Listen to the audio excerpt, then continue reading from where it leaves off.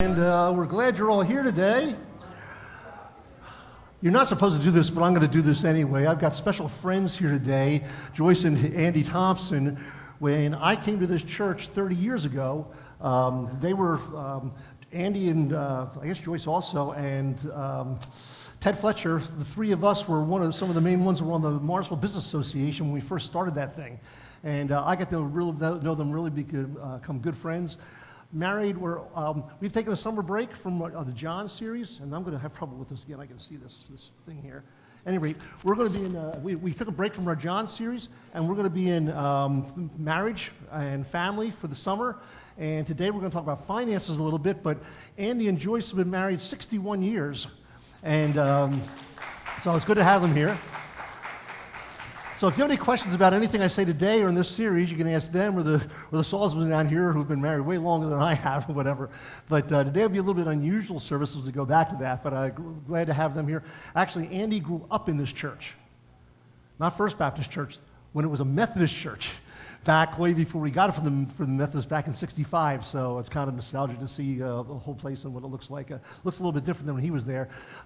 You weren't here when that was the original church, was it? Back there? Were you really? Because back here, the Fellowship Hall actually used to be the original Methodist church, wood structure. And then they added this later on. But at any rate, we're going to be talking about marriage and family. And today we're going to be talking about some of the, about finances. One of the biggest things that torpedoes relationships is finances. And the problem is not really a problem a lot of times. It's a problem, there's another problem and other challenges that evidence itself in finances. But we're going to talk about that today a little bit. When I think of it, I learned that at a stress seminar, the problem is not the problem. And there's a lot of other issues that come along when we talk about money. It's priorities issues, it's contentment issues, it's jealousy issues, it's greed issues, it's control issues, poor judgment, wanting to have security, control and discipline.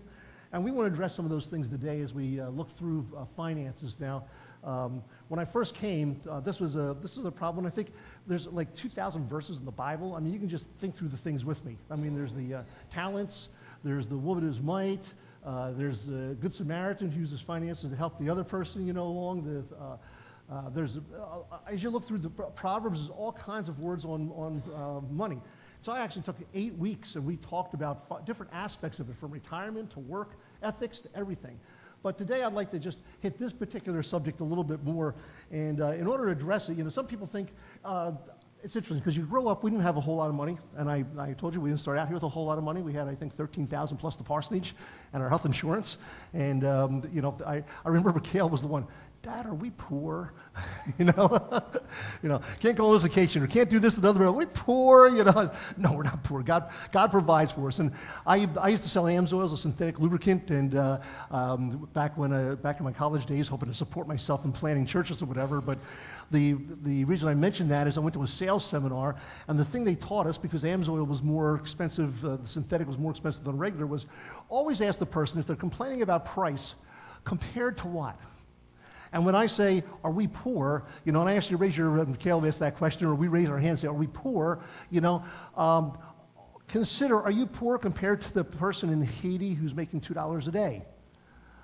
Or you could poor compared to the billionaire, that lives in the United States. It's compared to what?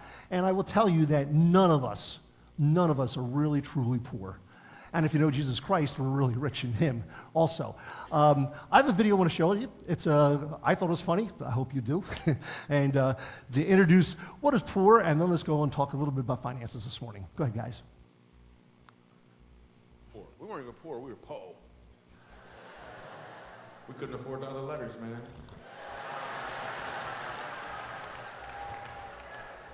We had no money. Look, I was actually being sponsored by a family from Haiti.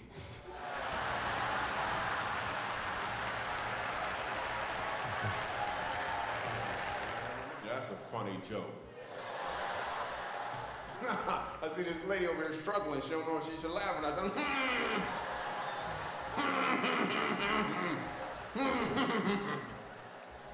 When you're poor, your creativity excels. Like it really, really excels. I remember I wanted an action figure when I was 10 years old. I wanted an action figure so bad. My birthday came along. My dad hands me a box. I open it up. It's empty. He said, "It's Invisible Man."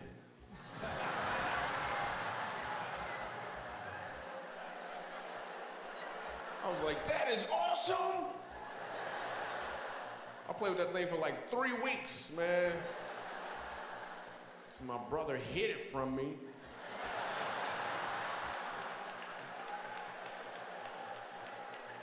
Couldn't find it nowhere, man. I knew he took it. We played games. We just made up games. We played this one game called Talk About You. The instructions were to just talk about you. That's all we did. We talked about each other. My friends would talk about me, but Michael Jr., you got some big feet.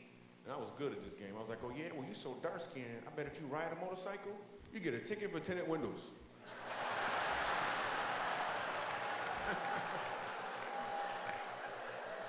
It's hilarious. White people looking for black people, make sure they can laugh. Is it okay?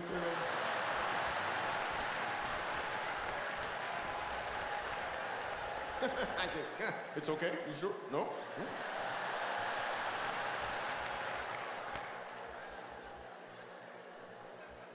We ain't had no money, man. My parents would buy us some stuff, but they couldn't pay for everything. Like we had the game Operation, right? We ain't had no batteries. Then my cousin came over and he figured out a way how to plug it into the wall, right?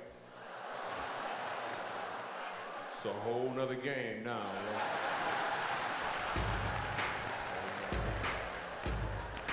Okay, well, I enjoyed that. I hope you did. I don't know. It was a little edgy there someplace, but I thought that was great. Poor. Who's poor? How do we spend our money? I'm going to kind of breeze through. I just wrote down 12 things, okay, that I'm going to share with you this morning. Scripture handles some of them, but this is practical advice from the Bible and from me. So this is a little different sermon than what you normally would get, okay, from me, if you're used to it. You usually take a text and go through it or handle all these verses, but, I don't think you want to sit here while I handle 2,000 verses on money from the Bible. So I broke it down to 12 things I wanted to share with you this morning, okay? The Bible or good principles, some of them are from me, so I want a Bible verse for every single thing. But if you're a young person and getting ready to get married at some point in the next 30 years, or if you're an older person, you've been around a while, or you're having money struggles, look at these principles and think, how am I doing? First principle I want to share, and I'm going to use my notes because it's too much to jump around on the Bible here, so forth, so I'll just use my notes where I've written most of these verses down. First principle, if you're writing it down there, God owns it all. It's amazing. If you're using someone else's stuff, we treat it a little bit differently, If you're driving your own car, you're going to do treat it a certain way. But if somebody loans you their car and, your car, you might go 5 miles less because I'm trying to save gas. But if somebody else's car, they said, "Hey, use it as much as you want, man. I'm going to drive it, but if somebody else can use it, And so we have a little different attitude. And so if we find out that God owns it all, it gives us a little different attitude because it's not ours. We're stewards of what God has given us. And it also means that sometimes we want to make it be a little bit more careful with it. If I'm driving my car, hey, I'm not bad with it, But if I'm driving somebody else's car, I sure don't want to get in an accident, right? Okay? And so God owns it all. There's some verses here I want to share, Exodus 19:5, and you can go ahead and put those verses up, guys. Now, therefore, if you will indeed obey my voice and keep my covenant, this is God to Israel, then you will be a special treasure to me above all people, for all the earth is mine. Includes you and everything you got. All the earth is mine. Job 41:11, he's the guy that, God took everything away from, and he still praised God. What did he say? Who has preceded me that I should pay him? Everything under heaven is mine. This is God talking to Job, you lost everything, but I preceded everything. I own it all. And then lastly, in Psalm 24:1, the earth is the Lord's and all its fullness, the world and those who dwell therein. I could spend 3 sermons probably preaching on just those 3 verses. The environment, it's God's. He's given it us to care. You look for in Genesis, and you find that he said, multiply, fill the earth, take care of it. There's so many ramifications. If we can just think and remember, God owns it all. It's not ours. We're stewards. God can take it like this, right? Chris, we're praying for him in the hospital. Overdose, still hanging on there. But, great future in the future for him and the possibility, Could have been terrific. Yet what? 30 minutes, gone. Things can go. Traffic accident, illness. My sister, pancreatic cancer. I mean, who knows how long she has to live? She's a year, 2 years younger than I am. You never know. Recognize God owns it all and treat it that way, okay? Second principle today, pay God first. You think, well, preachers all day night are going to say this, you know? But this is one of the things that I learned since I was a little kid. I mean, I remember I used to get, you know, if I got $1 for a gift for a birthday, I gave 10 cents into the offering plate, and I was really happy to do that. And that's been the principle of my life ever since. Now, I've never been super rich, never made $1 million in a year or anything like that, you know? But God's always taken care of us, and sometimes it's been pretty close. But yet, He's faithful. And I can't consciously think of any time that I said I don't have enough money to give a tithe to the church. I just can't remember a time in my life ever, regardless of how much we had. Some principles, Cain and Abel. If you look there, some people think Cain got shafted because he gave of the fruit, and Abel got blessed because he gave of the lambs. I don't think that's true. If you look at it, it says Abel gave of the firstlings of the flock. Abel, in the fullness of time, gave something to God, basically. So it wasn't the first fruits. When he gave of the leftovers of what he was raising in his crops. You know, it was the first part that was a problem with him, I think. If you look at Exodus 23:19 and 34:26, it says this here: "You shall bring the choice first fruits." You don't wait till the end of the time and then say, "Hey, what's the leftovers?" You bring the first fruits, God said to Israel. If you look in later on in 2 Samuel 24:24, and I don't know if I even have this here on the slides, but King David was going to offer a sacrifice to God, and he went to a guy's field and he said, "Let me buy the field and sacrifice." The guy said, "Oh, King David, your kindness, I'll give you the field." And David said these words: "I will not give anything to God which costs me nothing." Which costs me nothing. A couple of principles, I think. That you have the widow's mite also, right? She came in, and he said she gave more than everybody else that came into the temple that day. So go out, all the rich guys, put in all of them combined, her little mite was more. Why? Because she gave it all. And I have two principles from that. God measures what we give him by how much we keep, not how much we give. Interesting, huh? God measures our giving by how much we keep, not how much we give. And then secondly, that it's not as cost to us, such as in King David's session. It's as cost to us, not its value. It's not how much it's worth, but it's what did it cost us to give it, you know? If we're giving something, it wasn't anything. We're just giving, hey, I got $100 in my wallet, so I'm going to give it 10. That's 10%, right? But it's what it cost us, you know? If it's somebody else's money, what would you give? What it is, it's God's money. God owns it all. A couple more thoughts I had. I remember the illustration. I thought this was always a good one. This guy came to his pastor and said, I was making $30,000 a year, and I was giving faithfully my $3,000 to the church every single year. I mean, I spread it out. I was doing terrific. But then I founded this company, and it really succeeded. And now I'm making $600,000 a year, which means that's $60,000 a year. I can't afford to give $60,000 a year to God anymore. He said, "Would you pray for me that God would help me to do what he wants me to do and give 10% to God?" Well, the preacher was his friend, so he prayed for him, but didn't see him for a while because he didn't attend his church. About a year later, he ran across the guy and said, "Hey, how's that tithing thing coming?" He says, "I'm able to give 10% now." He says, "Well, what happened, Dad? What victories did you share?" He said, "Well, my business failed, and I'm back to making $30,000 a year." How do we give to God? There's a bunch of questions here. Do you tithe on your gross or your net? Some people heard one preacher say, "Well, do you want God to bless your gross, or do you want him to bless your net?"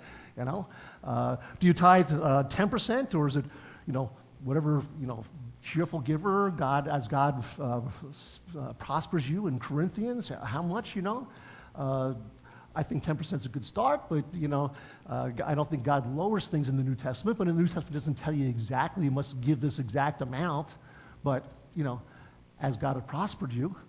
And then sometimes people ask, what about, does my tithe go to the church, or do I give to the Compassion Child, and I give to this radio program, and I give all this other stuff. That's all part of my 10% to God, right? That's another question. You know, Malachi 3:10 says, bring your money into the storehouse. For Israel, that was the temple. It wasn't anything else. Today, we got a lot of parachurch organizations and everything that want our funds. I don't know. Each person has to make those decisions for themselves. But as for me and my house, let me tell you what my practice has been. My practice has been all along that I give at least 10% of my gross to the church. Hands down. If I can give more than 10%, I give more than 10% to the church. But if I give other money to missionaries or other things outside the church or a radio station or whatever else we might support, that's over and above my 10%. Our policy has always been to make the church the priority because the church is what God has established. So you make that decision yourself. But as you decide, I would suggest that the first way in finances to be successful in your family is to pay God first. Give them with the first fruits. Don't wait till see what you got left over, because if you wait till you see what you got left over, how much will you have left over? Nothing. Yeah, nothing. It's nice to give to God and find out that you do have some money left over. Okay? So work on that. Third thing I want to share this morning. Save for a rainy day and emergency. Have a margin. In Proverbs 21:20, it says, there's a desirable treasure, and oil is in the dwelling of the wise, but a foolish man squanders it. He keeps some there for a rainy day. He doesn't squander his stuff. He makes sure he has some oil left around to be able to use. Have an emergency fund. If you talk to Dave Ramsey, he's famous for his Christian financial stuff. He'll tell you, get an emergency fund. If you don't have one, start out with $1,000. You know, it might be $5 a week or $10 a week or $100 a month or whatever it is, but build up an emergency fund. So when the washer goes, you can repair it. When the dryer goes, something is not normal, you can fix it. When, the furnace blows up, or whatever happens, get that $1,000 emergency fund and have it set up there. So you can have it for a rainy day and not have to be stressed out. Save it, put it in a safe place, and don't use it except for emergencies. The fourth thing is plan for the future. I call this savings. Proverbs 27:1 says, do not boast about tomorrow, for you do not know what a day may bring forth. Plan for tomorrow. Now, it's always nice to say trust God, and I do tell you to trust God. And if you're in a situation where you're following God's principles here and you get in a tough spot, and I've been there before, we have to trust God. And I can't tell you I'm going to have enough money for maybe next year's salary, okay? I can't do all the stuff that secures my future 100% down. So trust is a big factor. Proverbs 3:5-6, trust in the Lord with all your heart. Don't lean on your own understandings. In all your ways acknowledge him, and he will make your paths straight. Shortest distance between 2 points is what? Straight line, okay? He'll make those paths. Instead of wandering all over the place, you'll be going to the right spot, trusting in the Lord. And yet, we need to plan for the future. And so, plan for savings. Plan for retirement. Put some money away. It was a big joke in our household because from the very beginning, I started planning savings, and when we didn't have enough money to put what I planned in savings into the bank, so I kept an account of it, I owe my savings account $10 at the end of this month and $30 at the end of this month, and I think I was up to owing myself $700 and some at one point. But to me, it was a commitment, and eventually, somehow we paid that money up. It got into savings. And you put it and you invest it, but you look for the future. Don't just say, I'm going to spend everything, I'm going to just be, fat, dumb, and happy, and hope that it all works out in the end. Make a plan. And the way to make a plan is to track your expenses, which is what the next thing I have. Track your expenses. You can't make a plan for you and your family unless you know what you're spending. I'm not going to ask for a raise of hands. I really intended to. But I'd love to know how many people know where they spend all of their money each month. Thank you. And maybe there's a couple of you. Terrific if you do. But you know what? There are very few that do that. And if you don't know how to track your expenses, you won't know how far you are off or what you're doing. I know one of our problems when we were doing it was gifts. Gifts were driving us batty, we had all these relatives, and then we had 5 kids, and then, kids would go to all these, when I was a kid, I had a birthday party when I was 5 years old, and I think that was maybe the last one I had until I was 18 or whatever. Today, they have first-year birthday parties, second-year birthday parties, third year. Kids were going to all these birthday parties, had to spend money for them all and so forth. Lois was great. She'd go out of the store, we got a big $3 sale, all these toys for $3, and she'd pick up about 15 of them or something, take them home, and every time there was a party, she'd pull out one of those gifts and give them to the kid and send them on to the party, and it was great. But gifts were taking us over the top. We had to put a limit on that. Not that we didn't want to be generous with people, but we had expenses and we needed to watch it. And you always want to give, and you always don't want to look foolish. You want to give, as much as everyone else. But it becomes a problem. You got to be careful. And so whatever your problem is, track your expenses. Don't fall for great deals. Oh, this is a great deal. I saved $30. Yeah, but I had to spend $150 to do that, How much are you really saving? I'll mention something else later on. Let me just move on, I guess. And I'd say use a good accounting project. Anybody in here use Quicken? How many people anybody use Quicken? One person? Okay. I've used it for years. That's the way I took care of my finances. Okay, but there are other ways now on the internet you can track your stuff. But I know I just recommended that to a family. Quicken costs $39, $40 or whatever, and you can download all your expenses from the bank, and it puts it in different categories. It does a great job. But there are other programs out there. But you need to be able to categorize your expenses and say, how much am I spending on gifts this month? If you're a woman in here and you do the grocery shopping, maybe the guy does the grocery shopping. Do you know how much you spent on groceries last month? Oh, could you find out how much you spent on groceries? Do you have it someplace? Could you tell me how much you spent on gasoline last month? How much it cost you in travel? Do you know how much your repairs did? That made a choice for us one year. We were spending $200 a month on repairs for our vehicle.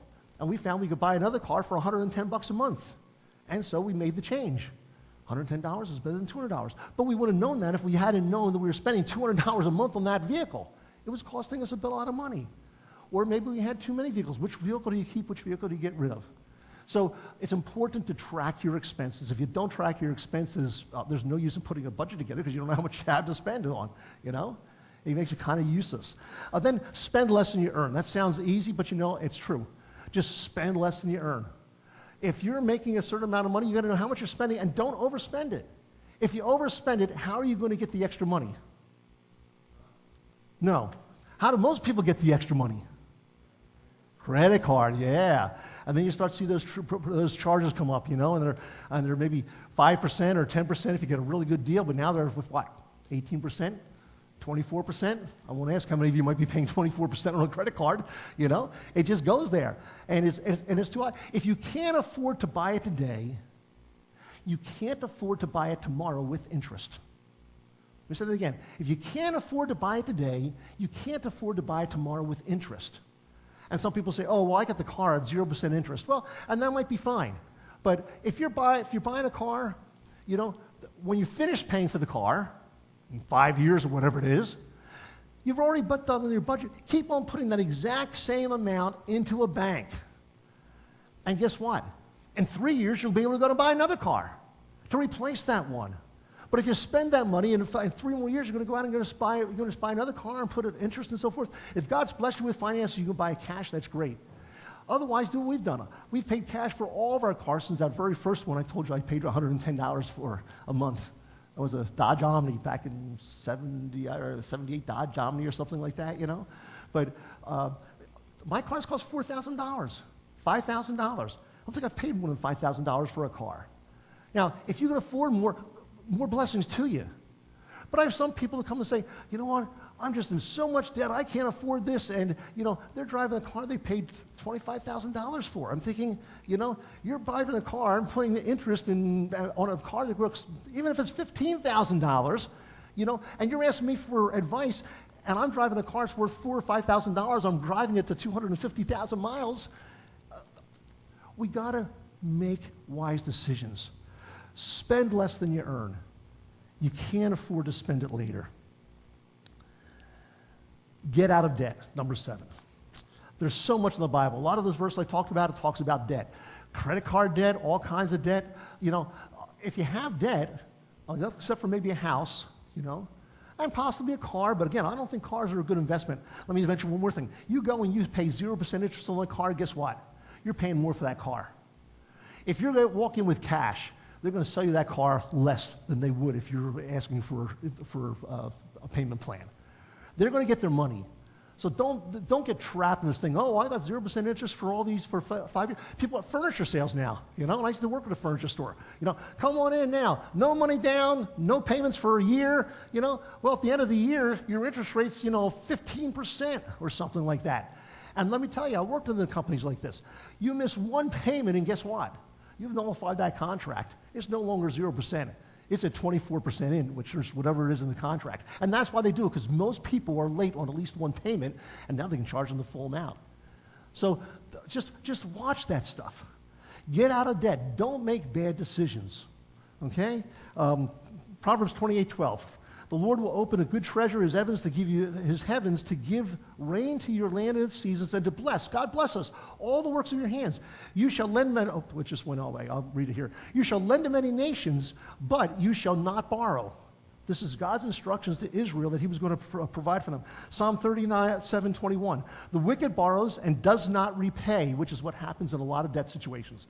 They then can't pay. They're going to go back and ask the credit card, hey, can you give my money back? I've looked at credit reports. Oh, charged off. And the person has a low credit score. Why?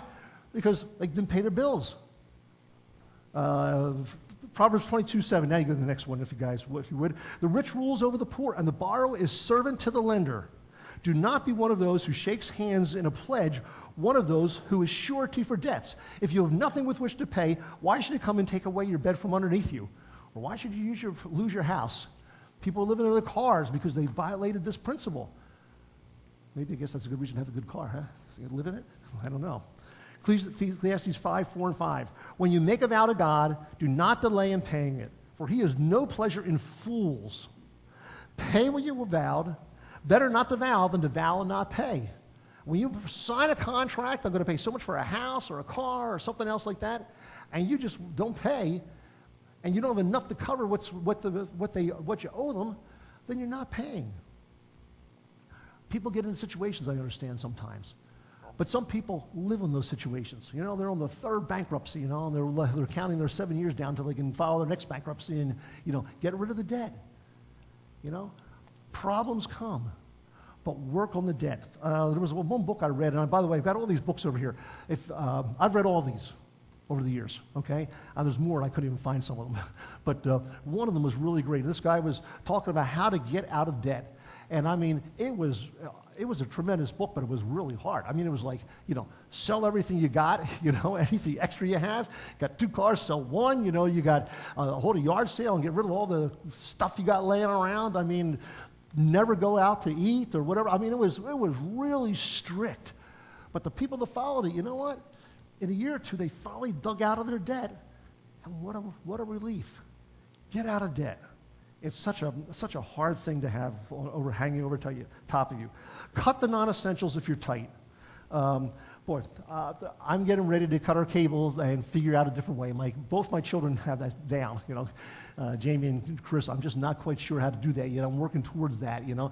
You use that cable, you know, but boy, you get the TVs where you have all the smart TVs and all these other kind of things, Hulu and all this other kind of stuff you can get. And I didn't want to change while my father-in-law was around because he knew how to use the cable, you know. But I'm getting ready to cancel that. $200 a month. That's too much. Switch to some other cable company. You don't get the cheaper price for a while. Go down to just the internet and buy a cheap, I mean, for Pete's sake, I mean, 2000, you know, these big 55-inch screen TVs used to cost $2,000. Now they're down like $350. And I'm not saying you need one. I'm just saying it's not expensive to buy a smart TV. These small ones you get them for $150. And, you know, you can get a lot of stuff on them. You don't need the cable. You know, consider that. That's a big bill. Look for deals. You know, switching from one place to another for your carrier, for your cell phone, or for you know, that kind of stuff. If you carry oil, look on the internet, find the cheapest oil you can that's around. There's lots of good, better deals, and there's some that are more expensive. Watch for budget breakers. Here's some examples. Fast food or convenience foods. You know, the things you buy and you put in the freezer so you can have. I mean, and that's even cheaper than going out. McDonald's. I want to ask how many visit a McDonald's or a Chili's or an Applebee's or someplace for. And again, if you can afford it, then that's great. I'm not sure the food's that great for you. You know, you can probably do better at home. But Starbucks, you know, our thing is like somebody bought me a Frappuccino once and I liked it, so I'll get 1 Frappuccino on a vacation. You know, and that's my splurge. But you know, who can afford that every week? You know, $5 for a cup of coffee on a weekly basis. Some people on a daily basis. Cut out the other stuff, especially if you're tight. Watch for the budget breakers. Financing cars, big budget breaker. It'll take things out for you. You know, save your money. You guys that are young here, you know, $100 a month away. I once wound up losing a car. I had to buy another one. I had my savings account going. I had $1,800 in it, probably $100 a month for 18 months. I went over here to ACR Foreign Cars. I knew the guy, and I said, I got $1,800. What can I buy? Got a car for $1,800, and it lasted me for 2 or 3 years while I built my funds so I could buy another $4,000 car down the road, you know? But it had to be done. You can buy cars without having interest, okay? If you learn to save and not spend all your money.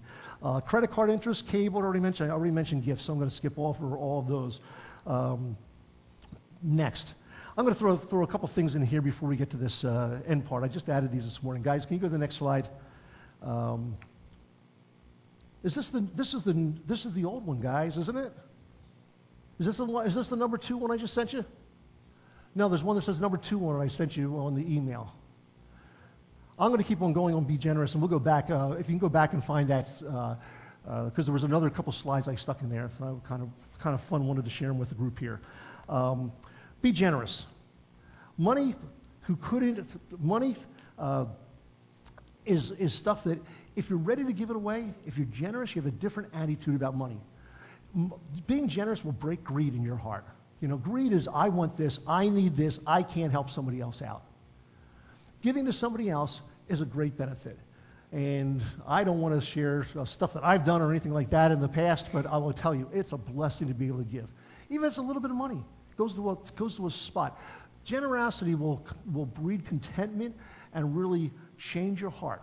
It's no longer, I want it, it's what you can give. And I'll tell you, if you are wind up doing the principles we've talked about today, both in Scripture and that I've recommended, you'll get to the point where you can give. And giving is the ultimate thing, to be able to give out extra money. It's not yours, it's God's. Give it to God's use. Give it to a person that needs it, or a person that's maybe struggling in the church or whatever. And if you need to know somebody, probably talk to one of the elders. They can probably tell you somebody. You know, that's why we have a benevolence fund in church. So you can give money to the first Sunday of the month to the benevolence fund, and if somebody gets in a rough spot, we can help them out. But that's being generous with our funds. And we'll come back to those verses. I just want to show some of these, and I guess these are not going to come up really well, but maybe you can see that. You see that, I don't know if you see the date on the top there. It says August 79. Okay, we were married in July of 78, and then we moved out west. This is my budget sheet from back in August of 79. And I wrote down on the left-hand side, each one on the left-hand side has the category. The first column is how much we get to spend. We brought in from last month, whether we were in a deficit or had a little bit extra money left in that category. The second column was how much we got that month to put in towards it. All those little numbers are all the checks, and that's how we kept it. We spent everything by check or by cash. We wrote down every single penny we spent in that column with all the lines on it. We added all those columns with the line on it to the next column, so we knew how much we spent for the month. We subtracted that from the previous column of what we had to spend for the month, and at the end, we knew whether if it was a negative number, and there are some there probably in the negative. Well, there aren't too many. If they're negative, it meant we overspent that category. If it's a positive, we underspent that category, and that got transferred to the next month. You say, who in the world does that? Well, probably nobody except me. I don't know. But you know what? God's taken care of us financially over the years. You know, and if you ask me how much I spent, I could probably go back and tell you how much I spent on gas in 2013. And I can probably tell you how much I spent on repairs in whichever car it was. And to keep track of that stuff, for me, it's just even if I don't look at it that often, I know where it is. If I have any questions, I can go back and ask myself, what did we spend too much in? Where did we get in trouble? Oh, this was the year we took a vacation or whatever, and we maybe this year it's going to be we went over to see Gwen and Tony or whatever. But we can track those things. The circles are, on the left-hand side, just kind of fun. There's my tithe, the second circle down, $125 a month. Back in 79, I was probably not making very much money going to seminary and worked at Tom Peterson's. And at the bottom, the very bottom, we have gifts. I circled that because we spent $20 on gifts. So we'd collect that each month, you know, and so that gave us $240 to spend on gifts for mom and dad's birthdays and anniversaries and all that kind of stuff, you know. And then the big one at the top, that's personal. The two of them. The top one's savings, $50 a month towards savings, and the next one's personal. That's how much Lois and I had to spend each, personal money that we didn't account for on the budget. You know, there wasn't a Starbucks back then, but if you want to buy something personally. And we each got $25 a month. to spend any way we want, not accountable. You want to go buy something special, just do it, and that's fine. That's how much our expense was. Next slide. I'll just show you a little bit of progress here because it's kind of fun to watch this. And I just pulled these out of my things this morning. They're sitting back there. This is June of 1981. We decided to go to the Philippines for a 6-month trip. And you can see in the bottom, we have Philippines there. We have minus $12. I guess we overspent. And this sheet actually, the kids will be interested in this, that handwriting is different. Why? Because we're actually in the Philippines, and my sister Gwen is taking care of our finances for us. And so she's keeping the sheet on what we're expending that year. And by that time, if you look down at the bigger one in the bottom, it says Personal Lois and Personal Gary. So we each got our own category here now. I mean, we're advancing. But things are tight in seminary. And so we're down to $15 a month each to spend on our personal stuff. Go to the next slide. Okay, so here we are. This is February of '82. Down at the bottom with the Philippines expense, we came back from the Philippines and we still owed some money on what we spent over the Philippines, so we're paying back the mission at $10 a month in order to pay down our amount that we had for our missions trip. And there's personal again, Gary and Lois. By this time, we're down to $10 a month each. You can see how the progress goes. But if you're not making, you got to cut someplace, right? And for us, it's the gas is there, the auto's there. Spending money, going out and spending it, you got to trim it, and that's where it was. Next slide. And this, when we went to the Philippines, this was my Philippine sheet, and I knew that it was blank because over there it has provincial travel circled. So that was the amount of money we were going to pay to travel around the different provinces and do our ministry over there. So this was the budget sheet we actually used when we were overseas to try to keep track of our budget.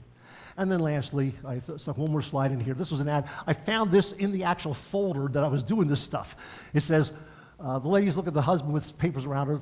No reason to save this 1983 budget you worked out, is there? Marty, I thought you'd like that.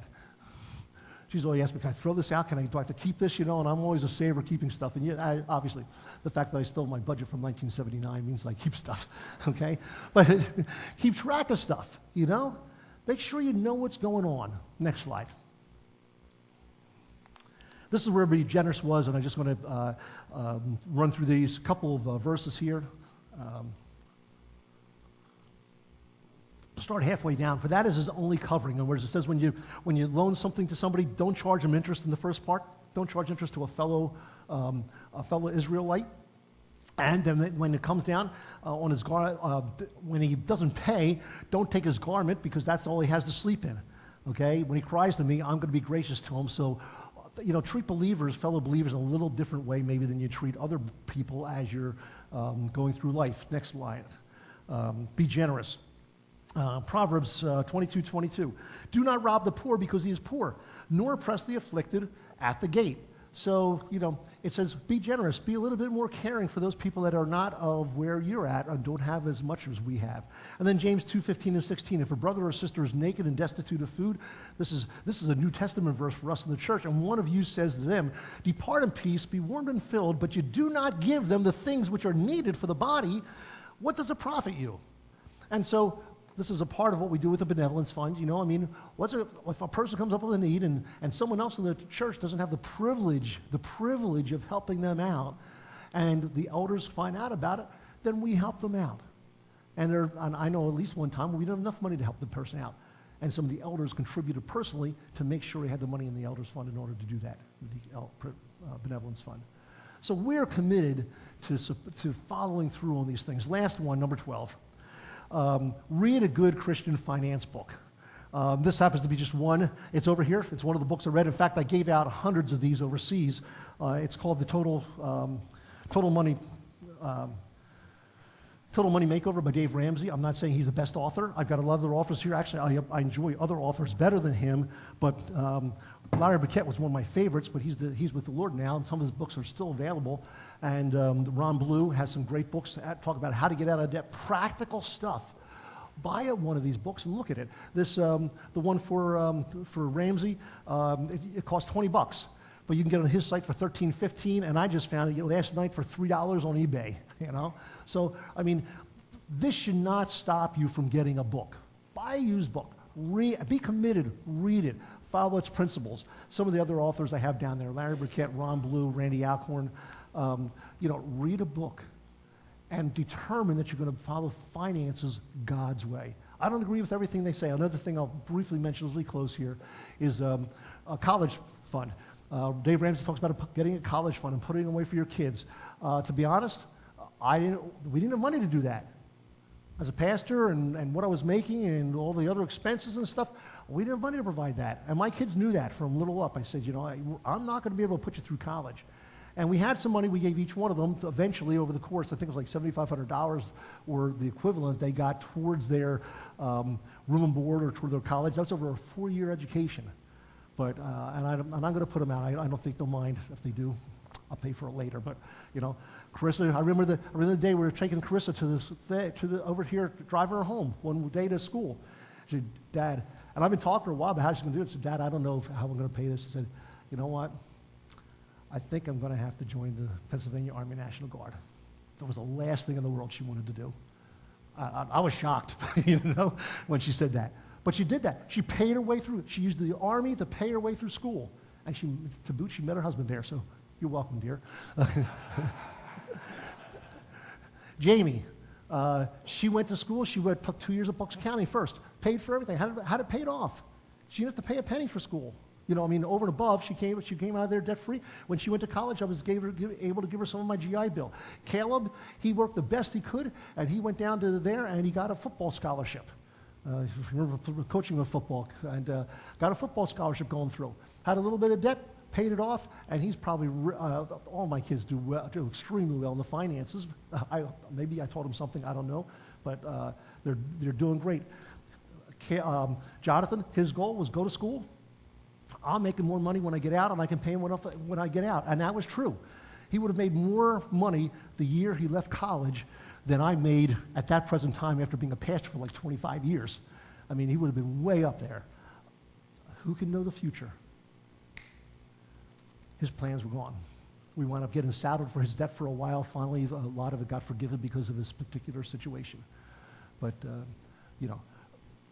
I'm not a big one on saying, and I see parents, I got to put all this, $20,000, $50,000 a year so my kids go to college. We have to learn to teach our kids to do well for themselves and to figure things out. And if we're going to give it to them, they're not going to figure that out.